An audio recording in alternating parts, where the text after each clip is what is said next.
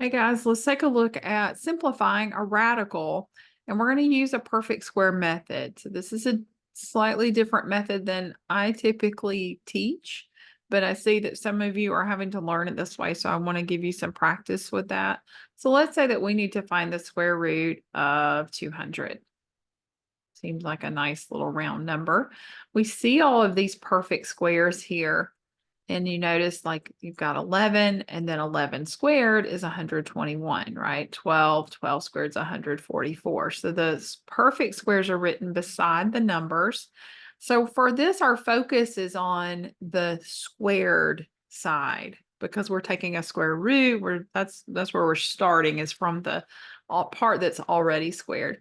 And notice that 200 is not on this list, right? You can see 196 and then it jumps to 225. So the square root is technically somewhere between 14 and 15 for 200. But we're simplifying this in terms of like, it will still have a radical. It'll still have that square root symbol in the answer.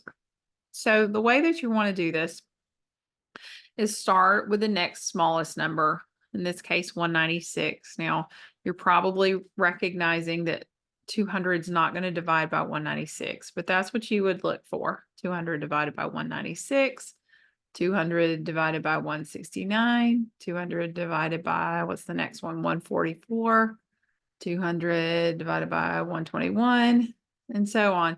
And so, you know, doing this on your calculator is pretty quick. It seems like it might take a little bit, but it's actually pretty fast. So let's see, 200 divided by 196. That's a decimal. 200 divided by 144, 200 divided by 121, right? We're getting decimals over and over. Let's do the next one. 121 was too big. Let's go back down to the one down here is 100. And maybe you already recognized it, right? You're like, oh yeah, that'll divide by 100. That's half of it. Half of 200 is 100. It's okay if you didn't recognize it. That's the process that you would go through. So that equals 2. So these don't work because they're all decimals. Okay, we're looking for perfect squares that are contained inside of this. So we could say the square root of 200 is like saying the square root of 100 times the square root of 2, because we just found that 100 times 2 is 200, or 200 divided by 100 is 2, right? Okay, so if that's the case, that means that 100 is a perfect square. We see that here. The square root of 100 is 10, and the square root of 2 is not on the list, but let me scoot the calculator back out of the way. And notice that 2 is not a perfect square, right? 2 squared is 4, but remember we're looking at the right side here, and there's no 2. So that means that the square root of 2 is just the square root of 2. So the square root of 200 could be written as 10 times the square root of 2, because it's got the square root of 100 inside of it. Square root of 100 is 10. Okay, let's do, what if we were going to do the square root of 225? Well, using this method, we're going to look over here and see right away, ah, lovely. It's perfect. A perfect square. Square root of 225 is 15. So that's kind of nice when it works out that way. But what if it's the square root of 250? Okay, let's see about that. Well, 250 would be, or is, somewhere between 225 and 256, right? So it's somewhere in there, but we're looking for a perfect square within 250. Well, if I divide by 2, I get 125, but 125 is not on here either. So let's start on this side. You're looking for the largest perfect square. If I divide by 100, I can divide it by 81, by 64, And if I do this, I'm going to get decimals every time. So I'm not going to take you through that. I'm going to let you trust me, or you can do it on your calculator, which is a better way to do it. Divide by 49. Nope, that doesn't work. 250 divided by 36. That doesn't work. Maybe there's not one. 250 divided by 25. Ah, yeah, that works. 250 divided by 25 is 10. That means that we can think of the square root of 250 as the square root of 25 times the square root of 10. The square root of 25 is 5. And the square root of 10 is not on here because it's not a perfect square. So that means it remains the square root of 10. So 5 times the square root of 10 would be the answer to this question. What's the simplified solution to the square root of 250? So this is an interesting way to do this, a different method of doing this. Let's do one more. So 224 is almost 225, right? I want to look at something. Yeah. Okay. So, but it's not a perfect square. So since it's not, it would go somewhere, right in here. But since it's not, then we're going to start trying different numbers. So the next one is 196.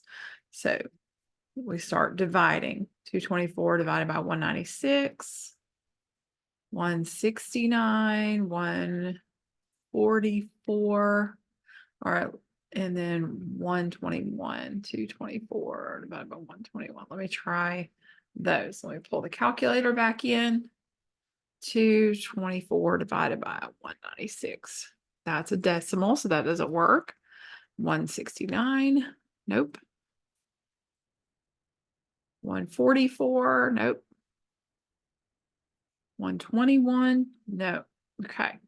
So far we have found 1, 2, 3, 4 ways that it does not work. So we're going to keep on going.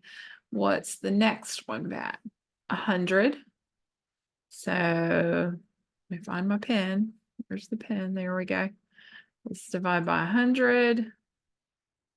And then 81. All right, let's see if any of those work. 224 divided by 100. 224 divided by 81. Nothing so far. Okay. So I can mark those out and we'll keep on going. 224 divided by what was the last one? 81. So we'll try 64. 64 and 224 divided by 49. Okay. 224 divided by 64.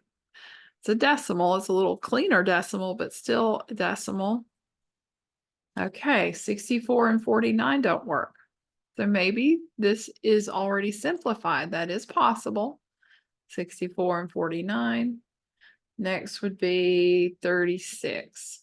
224 divided by 36 is 6. 224 divided by 25. Nope, 224 divided by 16. Oh, that comes out perfectly. So you can see that this can take a good bit of trial and error. I don't know if that's the reason that I don't teach it this way. I just have never taught it this way, but so 36 didn't work, 25 didn't work, 16 works. So 224 could be written as 16 times 14. Well, the square root of 16 we can see right here is 4. But the square root of 14 is not on here, and it doesn't 14 does not divide by 9, 14 does not divide by 4. So 4 times the square root of 14 would be our solution here. That make sure that you understand that's a 14. Okay, so that's the process, just to give you a little bit more practice with it. It can be tedious, but if you have to learn it that way, then you have to learn it that way. And I think really, if this is just how you learn it, then I think it's just going to be simpler and you'll probably get really fast at doing it after lots of practice. All right. I hope that helps. See you next time.